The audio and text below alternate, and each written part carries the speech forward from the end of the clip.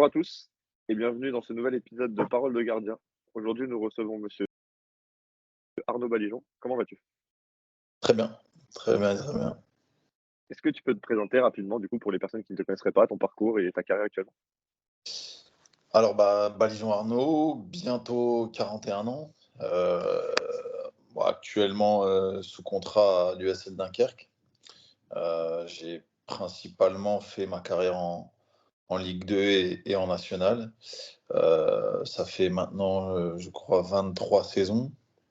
Et je suis formé à Lille. Je suis passé pro à Reims et j'ai fréquenté des clubs, donc Reims pendant 6 ans, Laval pendant 7 ans, et après j'ai beaucoup plus bougé. J'ai été à Istres, Orléans, Red Star, Le Havre, un petit séjour en Corse, au Gazélec, à Bastia-Borgo, pour revenir dans ma région d'origine, à Dunkerque. Voilà, et donc tout ça condensé dans ces 23 années, ces 23 saisons. Voilà un petit peu mon parcours. Donc une carrière faite de pas mal de déplacements dans différents clubs en France. Et donc, du coup, ça t'a permis de découvrir différentes façons de travailler aussi et différentes méthodes partout où tu as pu passer. Exactement, ouais, beaucoup de. Alors, j'ai très peu bougé au début. Les 13 premières années, j'ai fait 2 clubs, si je compte pas mon club formateur. Et, euh, et après, ouais, après, j'ai plus bougé. Mais oui, effectivement, avec la durée, ça permet de rencontrer beaucoup de personnes et de voir, de s'adapter à plein de manières de travailler. Donc, c'est hyper enrichissant. Pour rester un peu plus sur toi, du coup, qui était ton idole ou peut-être l'est encore et pourquoi? Alors, l'été, parce qu'il joue plus. Mais après, j'ai été dans une période où ça a été beaucoup de 2 gardiens, mais il y en a vraiment un qui m'a marqué, c'est Casillas, qui a vraiment Ok. été vraiment un modèle pour plusieurs raisons. Parce que, en termes de profil, on va dire que j'avais un peu un profil identique, c'est-à-dire plutôt un gardien de taille moyenne, plutôt explosif. Euh, Voilà, plus dans ce profil et ce jeu-là, donc c'est un peu une identification, on va dire. Et puis, heu et puis j'ai eu la chance de jouer contre lui, un match des 50 ans de la finale de la Ligue des Champions, avec Reims. On avait joué contre le Real et j'ai le bonheur de jouer contre lui, et voilà, c'est ce moment, ce qui me représentait pour moi avant, le fait que pour moi ça soit un grand champion. Il a gagné la Ligue des Champions très jeune. Il a été couronné de titres, et la faculté à gérer une carrière de très haut niveau très jeune dans un très grand club.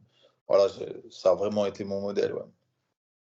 D'accord, donc déjà très jeune, c'était déjà sur le poste de gardien de but. Ça a toujours été ce poste-là en particulier. Oui, oui, oui, oui, ouais. Sur ça, bon, on va dire, adolescent, voilà, c'était Casillas, et ça s'est poursuivi au début de ma carrière sur vraiment mon modèle. Après, oui, j'ai été, plus jeune, gamin, j'ai eu vraiment une idole, mais quand on est gamin, c'était Francesco Totti. Bon, c'est pas un gardien, D'accord. mais voilà, joueur incroyable. Et ça a été, mais on va dire plus dans l'enfance, un peu plus jeune, quand j'étais Ok, pas encore dans le foot sérieusement, quoi. ok. Ça marche. Bah, honnêtement, pour te dire, moi, j'ai pareil, de famille italienne. Mon grand-père était pour la Roma et j'ai aussi beaucoup été à suivre Totti, donc Ah, c'est moi, un c'est quelque chose. Roma club de cœur, et Totti, sur le terrain, c'était incroyable. Pour rester du coup là un peu plus revenir sur le poste de gardien, pour toi qui as pu voir du coup sur toute ta carrière l'évolution du poste de gardien, c'est quoi un gardien de but moderne de nos jours? Alors aujourd'hui, pour moi, un gardien de but moderne, c'est, si on peut le je vais citer un gardien, parce que je trouve qu'il incarne, tout ce qu'il y a de plus moderne, c'est Neuer. Pour moi, c'est un gardien moderne, c'est ça, c'est Neuer, c'est-à-dire que déjà, tout d'abord, c'est un gardien avec un profil différent d'avant. Enfin, il pouvait y avoir des gardiens comme ça avant, mais voilà, avec des mensurations, voilà, assez élevées, ce qu'on retrouvait avant, ce qu'on pouvait avoir des plus petits gardiens et tout ça, et il y a encore la place pour les petits gardiens. Mais, voilà, c'est surtout un gardien qui vit avec son équipe. C'est un gardien qui anticipe, c'est un gardien qui vit en dehors de sa surface, qui participe au jeu au pied, qui reste aussi un gardien très fort sur sa ligne et sur ses 6 mètres. Et je trouve que Neuer incarne beaucoup ça. Et pour moi, le gardien moderne, c'est ça. C'est le gardien qui arrive à avoir cette, symbiose entre avoir le côté du gardien, on va dire qu'on avait avant, c'est-à-dire celui qui est là pour vraiment arrêter le ballon, et être un joueur de plus, et surtout être, voilà, et vivre avec son équipe. Parce que vivre avec son équipe, c'est être un joueur de plus, mais c'est aussi annihiler des situations adverses en étant quelque part, le 11e joueur de champ. Donc pour moi, le gardien moderne, c'est ça. OK, mais pour revenir sur toi, du coup, qui a peut-être pas été formé, on va dire, comme ces gardiens modernes, comment ça s'est passé cette transition? Comment réussir à s'adapter, surtout à un moment où tu étais quand même un gardien confirmé, on va dire, quand il y a eu cette évolution? Donc, est-ce que ça a été difficile ou pas? Bah, après, j'en ai parlé avec un joueur, là, cette semaine, parce que c'est un jeune joueur, et il me faisait la réflexion qu'il trouvait incroyable que je sois encore là, et que je sois très moderne dans ma façon de jouer, et je pense que c'est dû, bah, c'est assez aussi, c'est caractéristique personnelle. C'est l'intérêt pour le jeu, pour le foot, pour la tactique, c'est de l'adaptation. Je pense que ma formation à Lille a été vraiment de qualité, parce qu'on nous a intéressés au jeu. J'avais l'impression qu'à 16 ans, on pouvait, presque limite coacher, parce que tactiquement, on était au point. On on était vraiment calés là-dessus parce qu'on était sensibilisés sur ça. Et voilà, après, c'est sûr qu'il faut de l'intérêt. Moi, j'ai toujours eu de l'intérêt pour le foot, pour le jeu, pour la tactique. Et en fait, tout ça, ça amène à l'adaptation. Et comme mon poste, en fait, c'est, métamorphosé, parce que moi, j'étais pas en pro, mais en jeune, j'ai connu encore, la règle de la passe en retrait. Heu, j'ai vécu, mon début de carrière où le gardien était très peu sollicité au pied, c'était uniquement pour dégager les 6 mètres, et donc j'ai vraiment vécu une métamorphose du poste, et c'est vrai que ça nécessite adaptation. Alors après, c'est un mélange, c'est des rencontres, c'est, de l'intérêt, c'est, de la comment dire? De la curiosité sur ce que font les gardiens à l'étranger. Bah, c'est un mélange de tout ça. C'est la passion aussi du poste, et c'est aussi ne pas rentrer dans se dire: «Oui, ce qu'on faisait avant, c'était mieux», un peu dans le discours un peu du vieux gardien, un peu aigri qui reste sur ses positions. Non, non, je pense qu'il faut être ouvert et s'adapter. Mais je pense que ça a été, une chose hyper importante, parce que sinon je pense que je jouerais pas depuis j'aurais arrêté il y a 10 ans déjà. Ouais, c'est que du coup, ça t'a permis aussi d'évoluer, de t'adapter et du coup de se remettre en question tout le temps, ce qui fait aussi, je pense, qui t'a aidé dans la longévité dans ta carrière. Mmh mh. Ouais, exactement, c'était indispensable, et je vais dire, il fallait une grande adaptation, parce que notre poste s'est métamorphosé de manière, et encore ces dernières années aussi. C'est c'est le poste qui a le plus changé dans le foot de manière, c'est incontestable. Donc ça a été la faculté de m'adapter, et c'est surtout ça qui est important. Pour rester sur, l'entraînement, du coup, l'entraînement spécifique, pour toi, comment tu vois l'entraînement spécifique? Est-ce que c'est quelque chose de complémentaire ou de plus ou moins important que les séances collectives?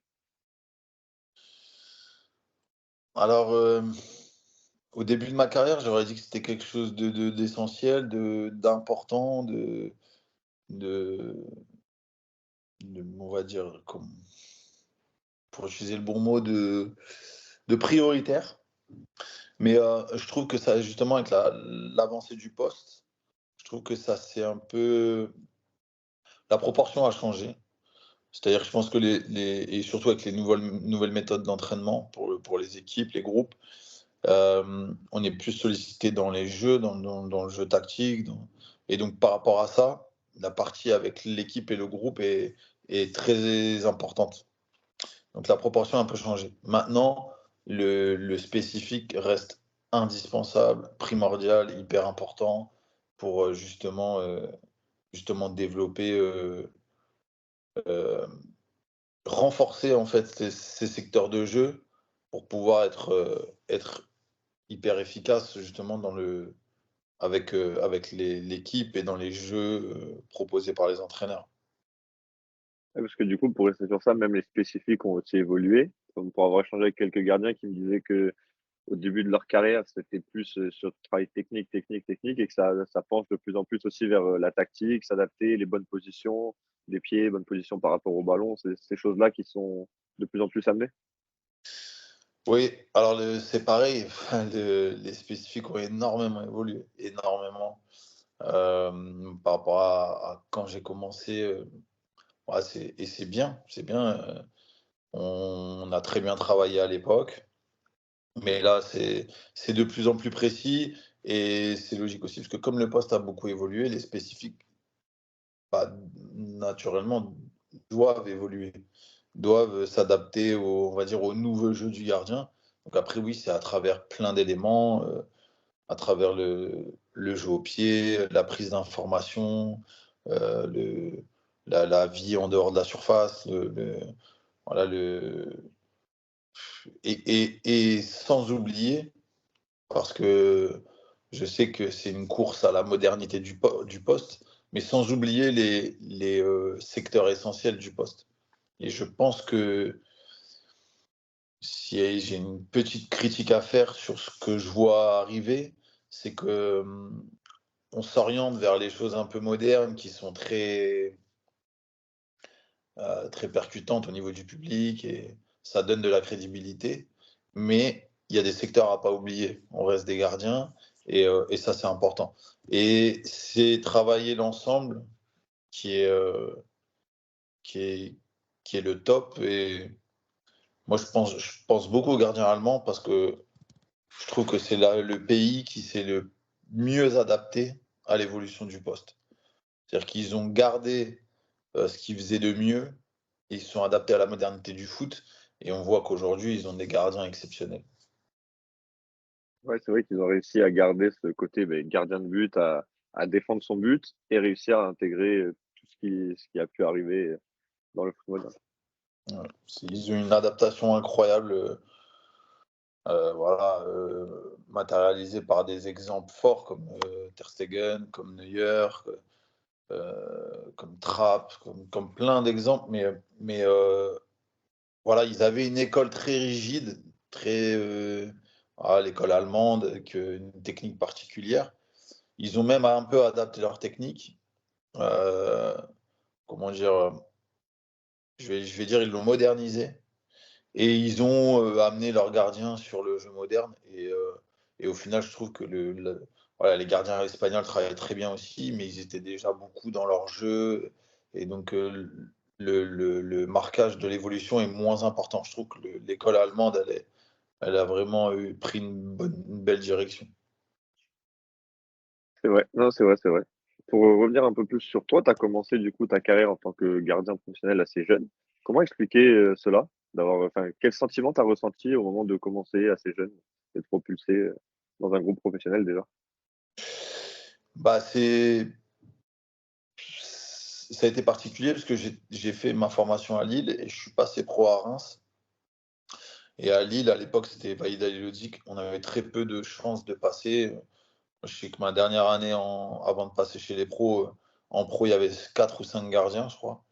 Il y avait en plus assez âgés. Et donc je me suis dit, je pourrais jamais passer à Lille, en fait. Et je suis parti de Lille comme ça, sachant que à cet âge-là, bon, on est jeune, j'avais 16, 17 ans. J'étais pas du tout mature encore. Je parle footballistiquement. Et je l'ai pas fait pour ça, mais le fait d'être parti à Reims comme ça sur un coup de tête, en fait, j'ai complètement switché, je me suis mis dans le dur, en fait.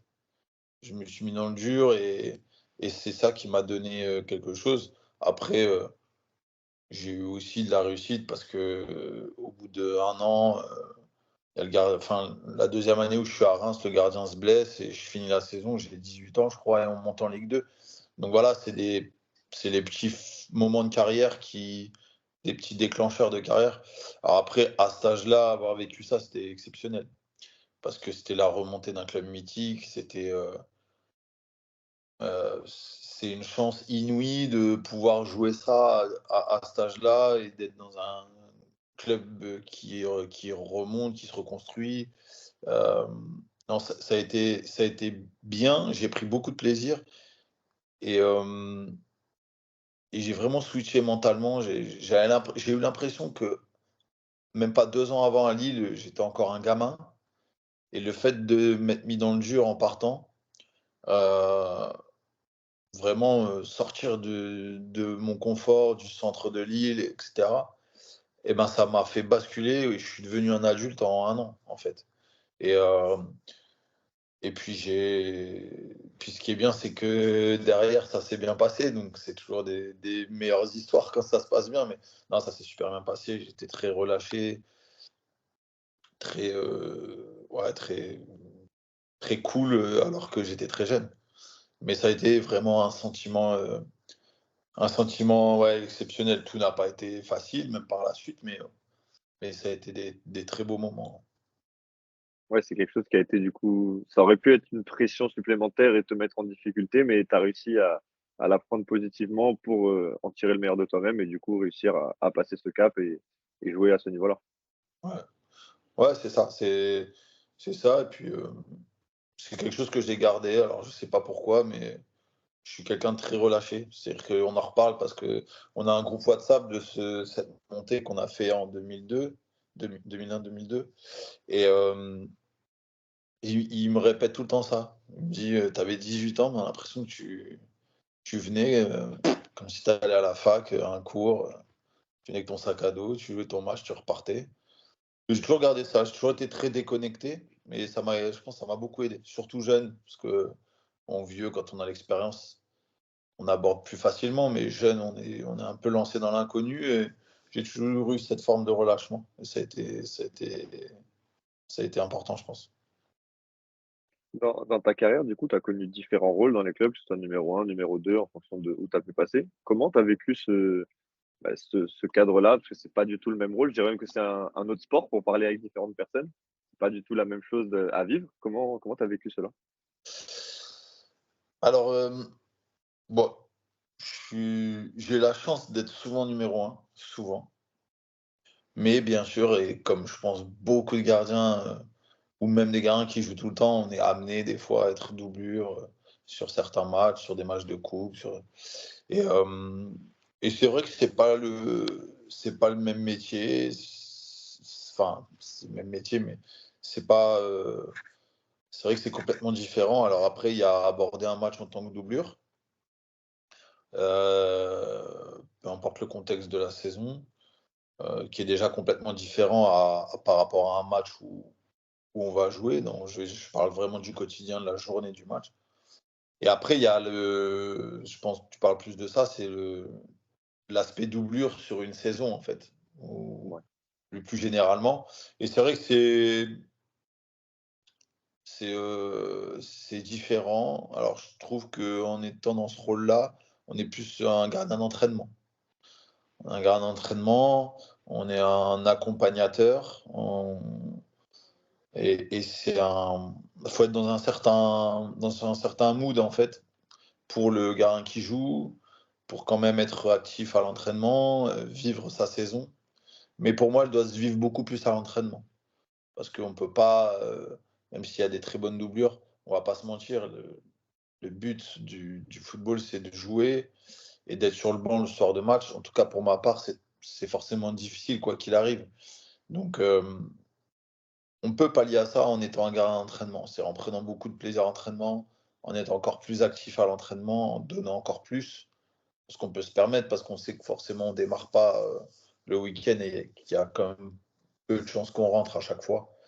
Donc voilà un peu ma vision de la doublure. Après, je pense que et j'ai toujours fonctionné comme ça. Pour moi, c'est, peu importe ce qui se passe dans une saison, on est entre gardiens, c'est le coach qui fait les choix. Après, injuste ou pas juste, pour moi, ça doit jamais perturber le la bonne ambiance entre gardiens et on est ensemble et il faut traverser la saison ensemble. J'ai toujours pris les choses comme ça et ça c'est toujours, franchement, ça a été hyper rare que ça se passe mal avec les gardiens avec qui j'ai évolué.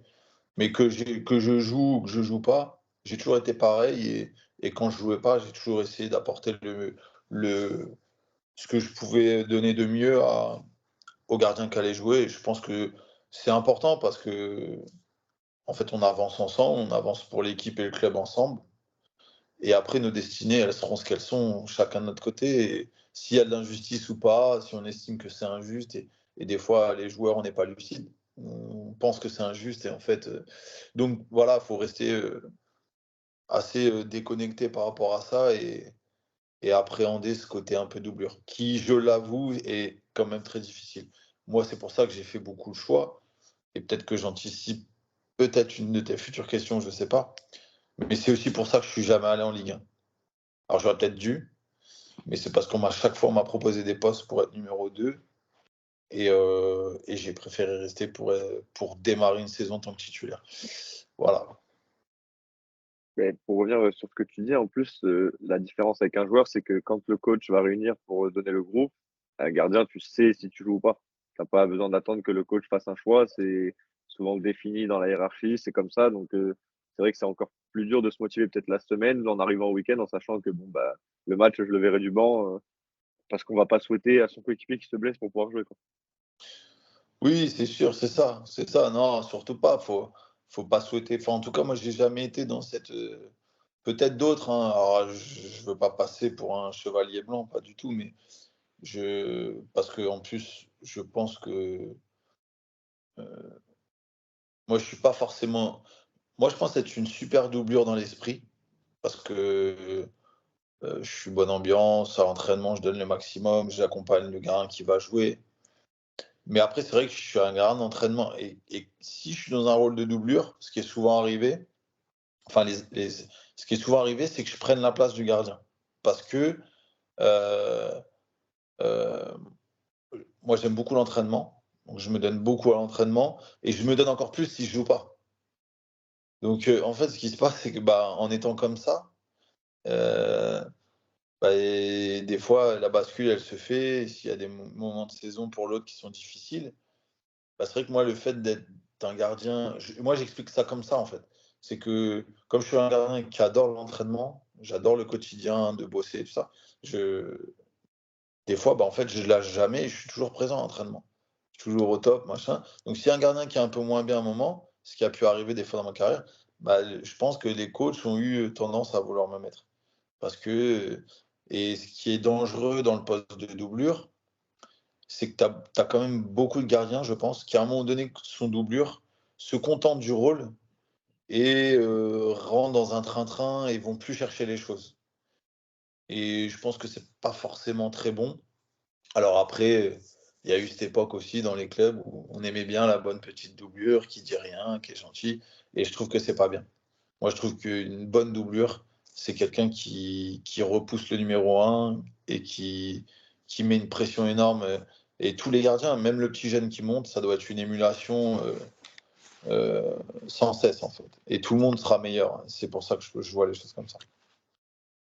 Moi, je suis tout à fait d'accord avec toi. Pour revenir du coup sur la partie Ligue 1 que tu as abordée, bah, la question que j'allais te poser, c'était de savoir donc, que tu as joué à différentes divisions en France. Qu'est-ce qui t'avait manqué pour jouer en Ligue 1? Alors, tu nous as répondu en une partie que déjà le rôle de doublure, enfin, tu ne voulais pas, tu aurais préféré jouer.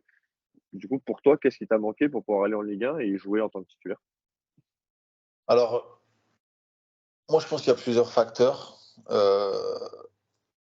Je moi, j'ai toujours dit une phrase dans ma carrière, c'est que moi, j'ai fait une carrière beaucoup en Ligue 2, en national.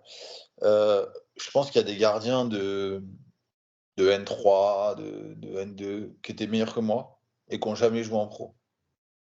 Et je pense que moi, j'étais meilleur que certains gardiens de Ligue 1 et j'ai jamais joué en Ligue 1. Et on peut faire le pendant pour plusieurs divisions. Et je pense que ce qui est sûr, c'est qu'il m'a manqué des choses. Je suis pas un gardien très grand. Je suis pas un gardien, je vais dire, très. Moi, je crois beaucoup au visuel du gardien. Il y a des gardiens qui ont un visuel très qui tape à l'œil. C'est-à-dire dans l'allure, la façon de se mouvoir, ce qui dégage d'extérieur. Ce qui plaît beaucoup aux recruteurs d'ailleurs. Et ça, je ne l'avais pas. Je suis un gardien plutôt, voilà, un peu rablé, un peu épais. Je fais un 83, mais d'extérieur, je suis peut-être même un peu plus petit quand on regarde. Et par rapport à ça, je pense que c'est une des choses qui m'ont manqué. Je pense que j'ai fréquenté des clubs qui étaient, moi, à part Le Havre, Reims, mais qui n'étaient pas assez visibles. Je pense beaucoup à Laval, Istres, Orléans. Enfin, voilà, c'est des clubs, voilà, les clubs de Ligue 1 vont pas trop regarder là-bas, ou alors faut vraiment faire une saison exceptionnelle. Ouais. Voilà, tous ces facteurs-là. Et puis, ouais, comme je dis, après, ce qui est sûr, c'est que j'avais pas le potentiel suffisant pour se dire, allez, lui, on le prend, on le met en Ligue 1. Ça, c'est sûr.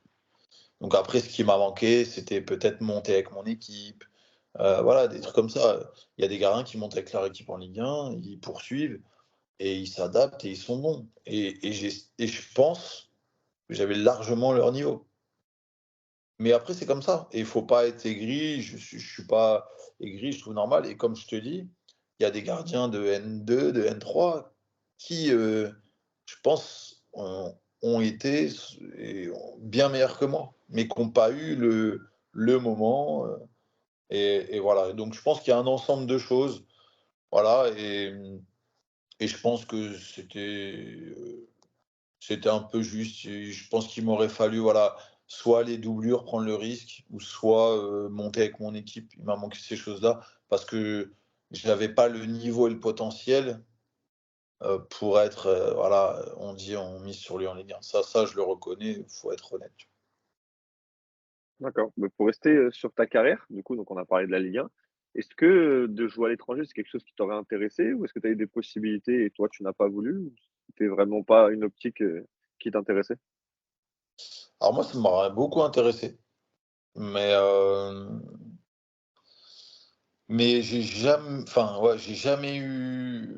j'ai quasiment jamais eu la possibilité, parce que le gardien, c'est ce que je dis, parce on me pose souvent la question, et je dis toujours: «Mais vous savez que les gardiens français et les gardiens, s'exportent pas». Alors un peu plus maintenant, il y a beaucoup plus de mouvements dans le foot, mais les gardiens français s'exportent très mal. Les Moi, les seuls exemples que j'ai, c'est Barthez, Lloris, Mandanda. Barthez, ça a été très difficile, Mandanda aussi. La réussite, c'est Lloris. Et si on prend même dans les divisions en dessous, très peu de gardiens français sont partis. Parce que déjà, les clubs étrangers préfèrent prendre d'autres styles de joueurs.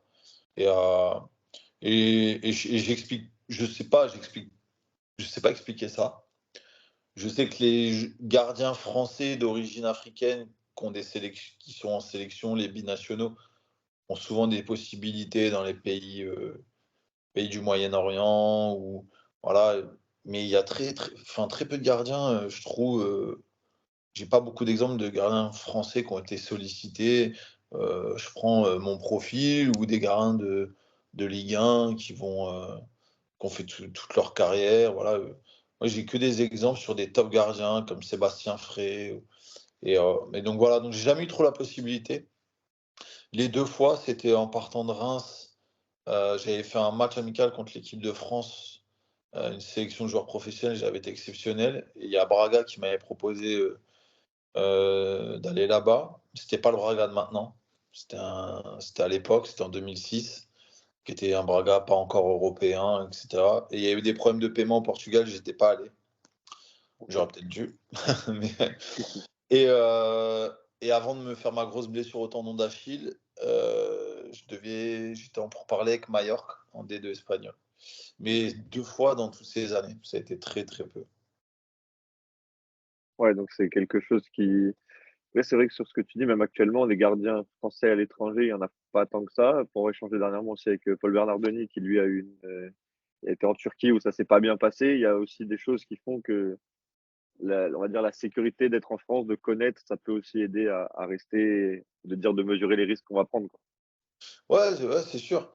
Mais voilà, je trouve que maintenant ça commence un peu à arriver, il y a des gardiens mais bon, Paul a eu, quand même, il a joué très jeune, il a eu des transferts assez jeunes, donc il a quand même un nom et il est international en jeune, dans les sélections espoirs, donc ça donne un passeport pour aller dans des clubs et comme on l'a vu avec Paul, pas forcément dans des clubs, voilà, qui sont très bien, heu et ou dans des pays, voilà.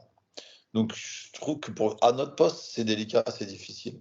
Alors après ça vient, mais je trouve qu'en tant que gardien de Ligue 2, je vais même dire petit gardien moyen de Ligue 1, dans un club moyen de Ligue 1, les aventures à l'étranger, j'ai l'impression que pour le poste de gardien, il y a pas beaucoup de choix, beaucoup de propositions. Ouais, bien sûr. Bon après, c'est toujours plus difficile dans le sens où il y en a qu'un qui joue, il y a cette chose aussi à prendre en enfin, cette, particularité à prendre en compte, donc c'est plus difficile. Bah, ce qu'on m'a souvent dit aussi, c'est que, heu, les clubs étrangers, voilà, quand ils vont piocher en France, ça, leur première idée, c'est pas de prendre un gardien. Ils veulent prendre des attaquants, des milieux offensifs, heu, même des défenseurs, des fois, c'est un peu, ils sont beaucoup plus focalisés là-dessus. Ils se disent: «Bon, on a une marge de manœuvre, faut qu'on garde des joueurs locaux» et souvent les joueurs locaux qu'ils gardent, c'est les défenseurs, c'est les gardiens. Donc il y a ce phénomène-là aussi, même si ça tend à changer aujourd'hui, parce que maintenant le foot, c'est un grand marché, planétaire et ça va partout maintenant. Ouais, c'est vrai. Pour revenir un peu plus sur toi, du coup, donc on parlait de ta carrière. Tu as quand même une longue carrière, quelque chose qui est de plus en plus rare quand même dans le monde du haut niveau. Comment expliquer cette longévité dans ta carrière? Bah, je vais faire un lien avec ce qu'on disait au début. Je pense, une faculté d'adaptation sur, sur comment le foot évolue, comment le poste de gardien a évolué. Ça, c'est un élément qui a été important. Hem, Moi personnellement, la grande, ouais, il y a un autre élément fort, c'est ma passion pour le foot, en fait, c'est d'être heureux à l'entraînement. C'est-à-dire, que je sois en Corse sous 30 degrés ou ici à Dunkerque où il fait -15 des fois, et ben, je suis content d'aller le matin à l'entraînement et je pense que c'est un élément qui est hyper important. Parce que le jour ou le moment de carrière où alors je parle pas des jours où on est un peu moins bien, parce que ça on peut les avoir à 20 ans, mais si on commence à traîner des pieds pour aller à l'entraînement de façon, régulière, pour moi, c'est que ça veut dire que ça commence à être compliqué et donc ça, c'est quelque chose que j'ai encore. Ça alors c'est sûr que ça peut paraître un peu fou, parce que j'ai croisé des joueurs qui déjà à 27-28, ça les faisait chier d'aller à l'entraînement. Bon moi, cette chance, c'est que, bah, je pense que c'est la passion, en fait et je suis en que ça soit pour une séance pour souffrir, une séance qui va être plus ludique, pour n'importe quoi, j'ai encore cette fraîcheur et ce plaisir de venir m'entraîner. Donc je pense que ça, c'est un élément qui est fort, dans la longévité et aussi, bon après il y a plusieurs facteurs. Bon, j'ai une grave blessure, mais je suis revenu, mais pas trop souvent se blesser aussi parce que sinon on dure pas et aussi je pense, bon après sans prétention, mais c'est aussi ce qui a fait ma carrière parce que j'avais pas un potentiel incroyable. Mais je pense que mentalement, j'ai une force qui fait que, bah, que je traverse les années et voilà quoi, ça fait partie de ça. Donc tout ça amène un mélange qui fait que, bon, on va pas se mentir, ça relève d'une chose un peu exceptionnelle d'être toujours en activité à cet âge-là. Ouais, mais il y a un mot que tu as employé qui est important, je pense, c'est le mot passion. Tu as cette passion pour le foot, pour ton poste. et ça te permet de garder ta motivation pour venir t'entraîner chaque jour, reprendre une nouvelle saison où tu sais que, bah, les prépas vont peut-être être de plus en plus durs aussi, mais il y a pas de souci, quoi. C'est ça qui te motive. Ouais, bah, les prépas de plus en plus durs, le poids qui change, enfin, ça reste sollicitant pour le corps, les nouvelles générations qui faut leur mettre des claques de temps en temps.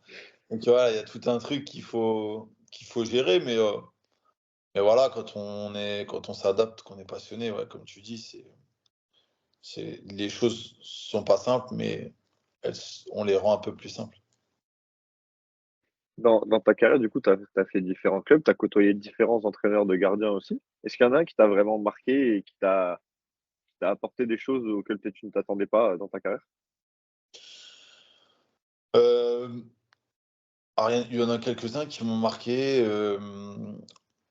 notamment au tout début de ma carrière. Alors c'était des façons de travailler bien à l'ancienne, mais comme c'est ce qu'on a vécu jeune, ça reste ancré dans le cerveau et c'est ce qui nous a formés. Donc quelque part, c'est ce qui fait que je suis là aujourd'hui. Donc voilà, il y a juste ce qui m'a marqué.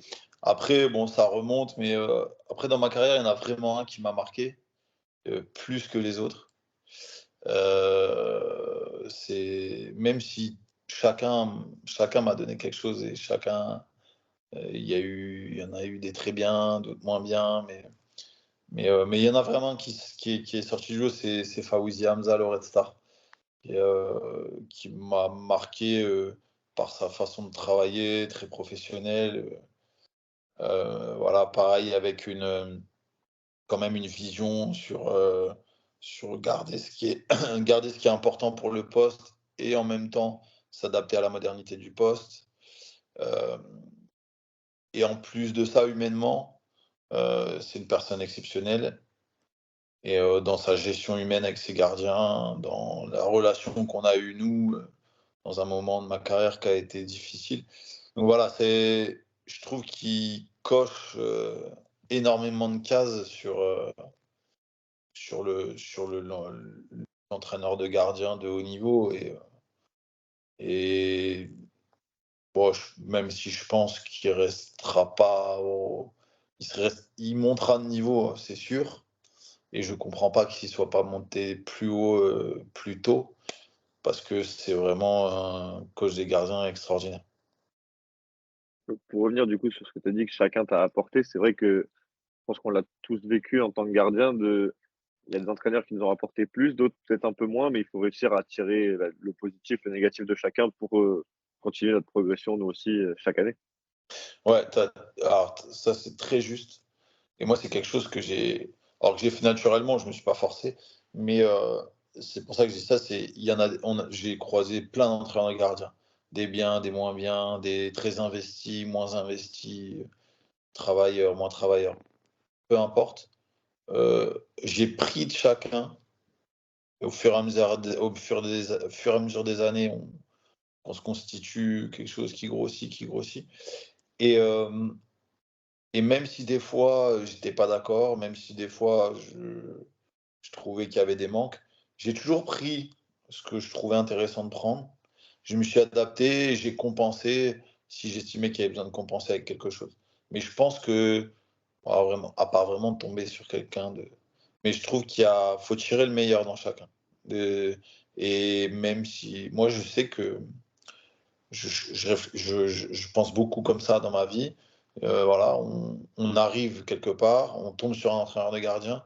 Voilà, c'est notre vie, c'est notre chemin et il faut prendre, ce qui se met en face de nous et l'appréhender au mieux et le prendre au mieux possible. Moi, je sais que des fois, des moments de ma carrière, je suis tombé sur des entraîneurs de gardien, je me dis: «Putain, ah ouais, moi je suis un bosseur, machin, lui c'est cool, c'est que sur la technique et tout».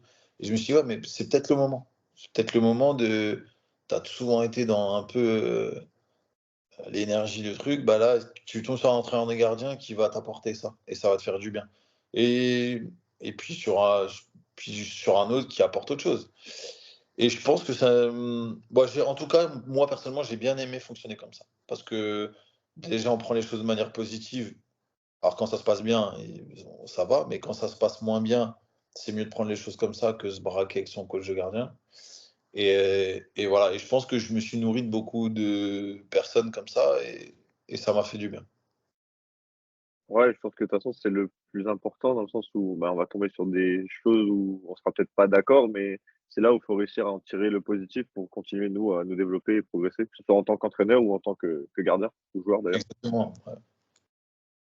Pour passer un peu plus sur, l'après-carrière, alors je sais pas quand pour toi, ça dépend de toi, mais est-ce que tu envisages de devenir entraîneur ou entraîneur des gardiens après ta carrière de joueur?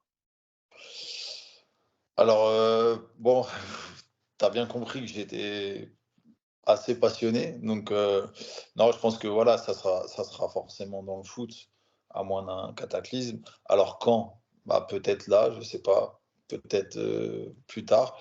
On est en train de discuter, je vais bien réfléchir. Mais non, je vais rester dans le foot. Après, je veux dire qu'entraîneur des gardiens, ça serait naturel, ça m'intéresse. Heu, je l'ai déjà même fait un petit peu au Gazélec. Je faisais les OK. entraînements de gardien en même temps que je jouais. Quand j'étais à Laval, j'entraînais les gardiens du national 3 aussi, donc j'ai déjà un peu fait. Hem, après, je suis attiré aussi par le côté, gestion de club, gestion sportive et même un peu entraîneur. Mais, après la difficulté pour le côté entraîneur, c'est que je finis tard ma carrière et qu'on peut pas passer les diplômes en carrière, à moins d'avoir des autorisations pour sortir, plusieurs semaines dans l'année, ce qui est très difficile, aujourd'hui. Il y a pas d'aménagement pour les joueurs professionnels, ce qui est un pour moi, ce qui est un drame et la fédération ne bouge pas là-dessus et ça, c'est une catastrophe.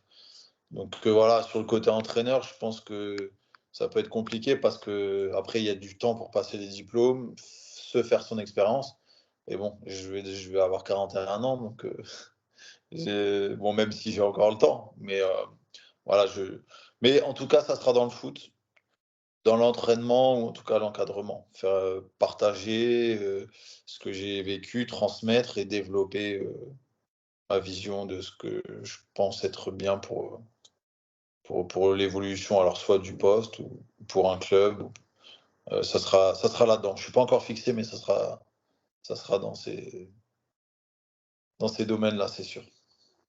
OK, bah, du coup, tu as rebondi sur une question que j'allais te poser, si tu avais commencé à passer des diplômes du coup, mais non, tu me disais en étant en carrière, c'est trop compliqué, il y a pas d'aménagement possible, Bah, donc tu peux pas. en fait, au début, j'avais passé, bon, Li1, Li2, l'animateur senior, ce qui est les diplômes d'avant, en parallèle, de ma carrière. J'ai passé, le tronc commun du BE aussi, comme ça se faisait à l'époque, où il y avait une partie spécifique. J'ai passé le DUGOS à l'université de Lyon, qui est un diplôme de gestion d'organisation sportive, pareil en parallèle. Donc je me suis tout le temps formé un peu et bon, jusqu'à temps que, tout soit réformé au niveau européen, au niveau des diplômes d'entraîneur et ça remonte un peu maintenant. Je vais te dire une bêtise, mais ça doit bien faire au moins 8 ans, je pense et depuis, donc faut forcément passer les 8 ou 9 semaines complètes, en dehors de son club. Et aujourd'hui, être en professionnel et sortir 8 ou 9 semaines, alors oui, si, on dit, tu es gardien numéro 3 et tu vas pas être impliqué dans la saison. Certains joueurs ont trouvé des situations comme ça, mais c'est quasiment quand on a arrêté. Donc bah, je suis un peu bloqué et il faudra attendre d'arrêter parce que j'ai souvent sollicité, l'UNFP, le syndicat des joueurs pour, remédier à ce problème, mais il y a toujours aucune solution. Les instances veulent pas bouger, donc les joueurs professionnels sont un peu bloqués pour passer les diplômes. Mais parce que moi, alors je sais pas comment ça se passait, mais j'ai échangé avec, quelqu'un qui est au club où je suis moi, Jean-Jacques, c'est un ancien joueur professionnel, un attaquant, qui me disait que lui, je crois qu'il avait passé le BE à l'époque où il y avait une section exprès pour les joueurs professionnels. Alors c'est quelque chose qui existe plus, ça je sais, mais je sais pas comment ça se passait, si c'était Bah, différent ou si c'était juste pour les fins de carrière peut-être? avant que ça soit réformé au niveau européen, le on pouvait avoir des après-midi. Alors on nous le donnait pas le diplôme, hein. Fallait aller faire des après-midi, de libre, se former, enfin faire les formations et après passer les examens pour avoir le diplôme. Mais depuis que ça a été réformé au niveau européen, il y a ces 8-9 semaines incompressibles, où il faut aller soit dans les ligues, soit à Clairefontaine, faire la formation. Et il y a des sessions à Clairefontaine pour les joueurs professionnels, mais les joueurs professionnels qui ont arrêté. Parce qu'il y a un temps à passer là-bas. Et je répète, en activité, il y en a qui l'ont fait, mais ils sont libérés par leur club pendant 9 semaines. Ouais. Donc voilà. Alors après, c'est souvent des joueurs qui sont âgés, et ça pourrait être mon cas, mais il faut avoir un accord que moi, je n'ai jamais eu avec son club de te laisser partir. Et je trouve d'ailleurs que ça n'a pas trop de sens pour moi. Autant arrêter et passer ses diplômes. Parce que Ouais. faire une saison en passant quasiment, on va dire, 2 mois, quasiment 2 mois et demi dehors, c'est pas. En plus, à des intervalles réguliers, c'est un peu. Voilà, c'est trop compliqué pour moi, c'est pas trop compatible. Surtout C'est dommage que parce jouer est donc que plus compliqué. ouais, ouais, je sais que c'est comme ça et il n'y a pas de solution qui est trouvée parce que les instances n'ont pas trouvé de solution avec les institutions qui font la formation pour aménager. Parce que moi, ce que je trouvais dommage, c'est qu'à l'époque, avant ça, les joueurs professionnels étaient trop avantagés. C'est-à-dire que moi, Li1, Li2, l'animateur senior, j'avais fait 2-3 après-midi de formation et on nous avait donné le diplôme. Et aujourd'hui, en fait, c'est l'inverse. On est complètement verrouillé, on peut rien faire. Et je trouve que c'est dommage. Alors moi, ce que je trouve important, c'est pas qu'on nous le donne, c'est d'aménager quelque chose pour les joueurs professionnels, pour qu'ils le passent réellement, voilà, avec le cursus qu'il faut, les formations qu'il faut, les moments qu'il faut, et pas le faire comme avant, où on faisait 2-3 après-midi, et puis on nous le donnait, quoi. Ça n'avait pas trop de sens non plus. Donc voilà, je ne sais pas si ça va être traité un jour, mais je trouve que c'est important parce que, en fait, on perd du temps. En tout cas, sur mon cas, je perds énormément de temps. Ouais, ça peut être quelque chose de fait comme ce qui est aménagé en début de carrière sur les diplômes, on va dire généraux, style le bac ou quoi. En fait, c'est sur ça où ils doivent s'organiser. Ouais. Pour finir, tranquillement, si toi, là, tu étais avec un jeune gardien, quel conseil tu pourrais lui donner pour quelqu'un qui a envie de, sans parler de haut niveau, parce que je pense que les enfants aient des rêves, c'est important, mais il faut qu'ils aient aussi conscience que c'est pas facile de jouer à ce niveau-là. Mais quel conseil tu donnerais à un jeune gardien de nos jours, en sachant tout ce qui se passe sur les terrains en foot amateur maintenant? Après, moi, ce que je peux donner comme conseil, c'est de prendre du plaisir, euh, parce que je trouve que c'est hyper important, parce que quand ça sera le moment d'arrêter pour moi, j'ai une satisfaction, c'est que même en pro où il y a une énorme pression, j'ai pris énormément de plaisir. Et je trouve que quand on est jeune gardien, pour tous les jeunes gardiens qui vont écouter, c'est que c'est un poste qui est extrêmement difficile, extrêmement ingrat, et il faut prendre du plaisir, il faut être connecté aux autres, à son équipe, voilà, ses coéquipiers. Il faut être connecté, mais en même temps, il faut être dans sa bulle, parce que on va forcément être tensé à des moments, les coéquipiers vont nous en vouloir. Il y a des moments pas faciles dans une vie de gardien. Et donc, c'est être dans sa bulle, mais être ouvert et connecté à son équipe. Et, et la dernière chose, ouais, bon, enfin, ça va avec, mais c'est vraiment d'être en connexion avec son équipe, ses coéquipiers, avoir une vraie relation avec ses joueurs, avec ses défenseurs, vivre avec son équipe, et voilà, et s'affirmer dans son collectif. Alors, chaque année, dans les saisons dans lesquelles on a engagé, pour vivre sa saison, en fait. C'est parce que vivre sa saison, ça va impliquer plein de choses qui vont arriver derrière, c'est-à-dire prendre le plaisir qui va venir, le être important pour son équipe, ce qui va donner une position forte au gardien. Et ça, c'est important, parce qu'un gardien qui trouve pas sa place dans son équipe, ça va être dur. Et, euh, et puis et le plaisir va en découler en fait. Et, euh, et la progression la progression sera d'autant plus facile. Et je parle pas naturellement de bosser en spé tous les secteurs de jeu pour être le meilleur possible sur le terrain. Bien sûr. Bah, pour finir sur toi, du coup, maintenant, qu'est-ce qu'on peut te souhaiter pour la suite, que ce soit à court terme ou un peu plus long terme? Alors, ce qu'on peut me souhaiter, alors la décision n'est pas prise, mais si je décide de poursuivre et de continuer, bah, d'avoir les meilleurs moments encore sur le terrain, de profiter un maximum et d'avoir encore beaucoup de bons moments dans le travail et dans ma saison, dans ma vie de sportif. Et si ça s'arrête maintenant ou alors dans l'avenir, voilà, d'avoir la meilleure reconversion possible euh, dans le foot, dans un club qui me donne ma chance pour travailler et faire avancer le foot. Voilà, mettre mes idées en place, ce que je vois de comment développer. Et alors, je sais pas, ça sera soit les gardiens, soit dans un club, mais voilà, de développer mes idées sur le football pour justement, je vais dire, s'améliorer dans le futur parce que bah, on l'a vu ces dernières années, mais je pense que ça sera encore le cas, c'est que le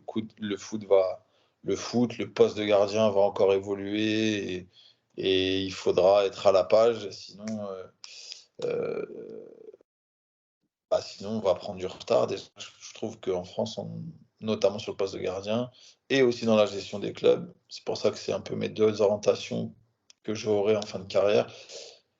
Je trouve qu'on a pris beaucoup de retard par rapport à d'autres pays. Ouais, non, c'est vrai, pour avoir échangé avec même des entraîneurs de gardiens dans différents pays, c'est en termes de vision, d'ouverture sur les choses, ils sont un peu en avance sur nous. Nous, il y a des choses sur lesquelles on est fermé, que ce soit au niveau fédé aussi, hein, et où eux, on leur laisse, on va dire, plus de liberté pour mettre des choses en place, essayer, et puis si ça marche, tant mieux, si ça marche pas, ben, au moins ils auront essayé, quoi. Ouais, bah, c'est ça. C'est ça, c'est que c'est un problème aussi un peu français, hein, qu'on est assez nombriliste. On a souvent eu des très bons gardiens.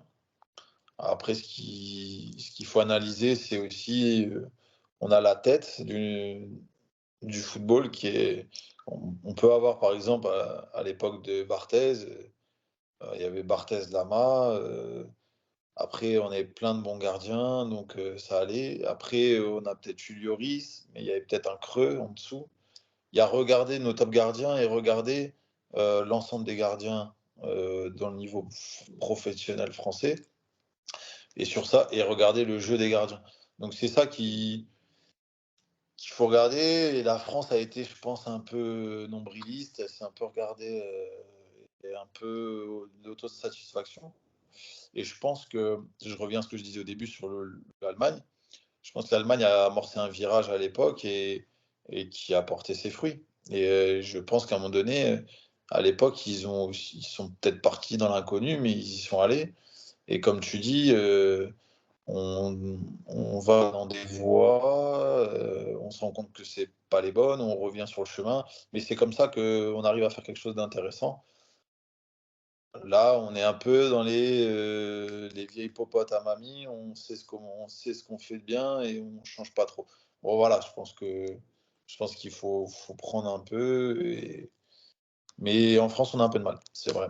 Mais je pense que c'est important pour l'avenir en tout cas du poste, mais aussi du football français, de s'ouvrir un peu et de s'adapter. Ouais, ouais, clairement. Clairement. Ben, en tout cas, moi, je te remercie. J'espère que ça t'a plu, que tu as pris du plaisir à échanger sur le poste de gardien. Merci beaucoup. Moi, j'ai passé un super moment d'échange. Et puis, je te souhaite une bonne continuation, que ce soit en tant que gardien ou autre. C'est super sympa et c'était un top moment. De toute façon, quand je me répète, mais quand c'est pour parler du poste, on parle d'un poste, mais bon, c'est la passion qui parle. Donc, c'est toujours plus simple et c'était un super moment.